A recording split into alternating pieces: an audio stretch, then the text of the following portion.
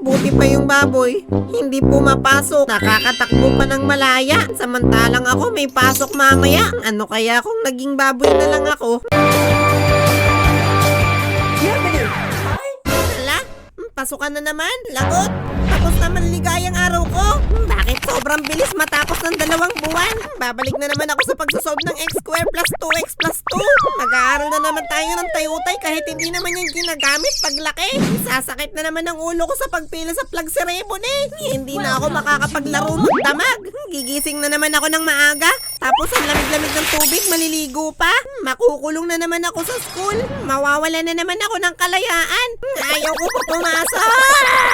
Isa talaga ito sa aking phobia. Kapag patapos na yung bakasyon at magpapasok ka na naman, yung hindi mo alam kung matutuwa ka ba o malulungkot kasi unang-una magkakaroon ka na ng mga bagong gamit. Ang sarap amuyin ng mga bago kong notebook. Meron ka na ulit pambaon at hindi ka na mabuboard ulit sa bahay. Kaso nga lang meron tong kapalit. Kasi kapag naibili ka na ng mga bagong gamit ng nanay mo, hawakan mo sila aamoy-amuyin, may kaunting excitement, kaso hindi mo pa rin maiwasan na mag-alala kasi magpapasokan na. Ano ba talagang gagawin ko? Magiging masaya o magiging malungkot? Ang pagpasok sa school ay masayang malungkot. At dahil din sa pasukan na yan, inisip ko rin na Parang gusto ko na lang maging baboy. kasi noon bagong gising ako at ayaw ko talaga nun pumasok. Kasi pa naman yung kama ko, parang gusto pa akong hilahin pabalik. Antok na antok pa ako. Ayaw ko pang pumasok. Iniisip ko na noon kung anong gagawin ko na sakit-sakitan para hindi makapasok. Magsakit-sakitan kaya ako ng tiyan. O kaya naman ulo. O kaya sabihin ko na lang na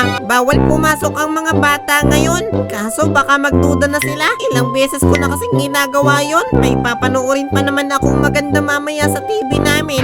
Kapag pumasok ako, hindi ko mapapanood. Then bigla kong nakita yung itim na baboy na alaga ng tatay ko. Nakita ko siya na nakatali sa puno ng saging at nag-iikot at masayang masaya. Buti pa yung baboy, hindi pumapasok. Nakakatakbo pa ng malaya. Samantalang ako may pasok mamaya. Ano kaya kung naging baboy na lang ako? Eh di sana masaya ako ngayon. Patakbo-takbo lang. Kain tulog lang ang buhay. Hindi na kailangan mag-aral. Wala pang problema ng tayutay. Kahit yung mga amoy ng mga bagay, nakakapagpabangon na rin sa trauma ko sa pagpasok. Una, kapag naamoy ko yung amoy ng plancha. Kasi noon, kapag magpapasok ka na, unang hinahanda ng nanay ko, yung mga uniform ko. At paplantsahin niya na yon para bukas. At mapapahingang malalim talaga ako dyan. Ito yung hinga na malalim, hindi dahil sa excited na ako pumasok, kundi dahil nararamdaman ko na napapasok na naman ako. Bakit kaya ang mga tao ay pumapasok pa? Dapat hindi na lang. Tinatamad na ako pumasok. Sino ba nag-invento ng mga school na yan? Tsaka yung amoy ng plancha. Ayaw ko na yan. Aba, ikaw Tuni, maghanda ka na dun. Pasok ka na bukas. Dapat kapag magpapasok ka na, iniintindi mo na yung mga gamit mo. Ayun, tingnan mo na yung bag mo dun. Tanggalin mo na yung dati mong mga notebook. Ako'y namamalansya na din hindi ko na maiintindi yun.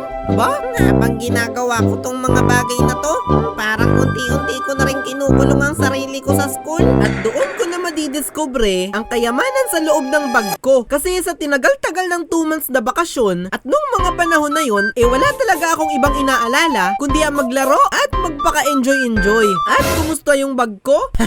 Wala na akong pakialam diyan sa bag na yan. Tapos na tayo sa sobrang tagal ng pinagsamahan natin. Ayaw na kitang makita. Maglalaro na ako. Masayang-masaya na ako kasama ko mga kaibigan ko. Hindi na kita kailangan. Hindi na. At kapag magpapasokan na, babalik at babalik pa rin ako dun sa luma kong bag. Kasi hindi ako naibili ng bago. Epic comeback na naman.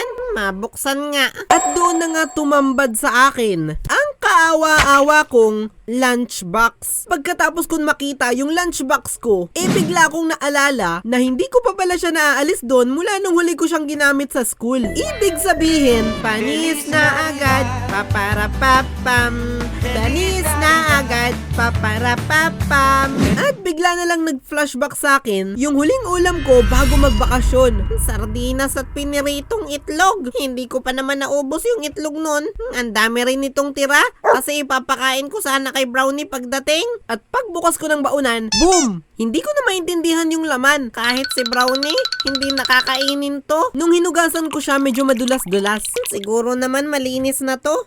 Madulas na eh.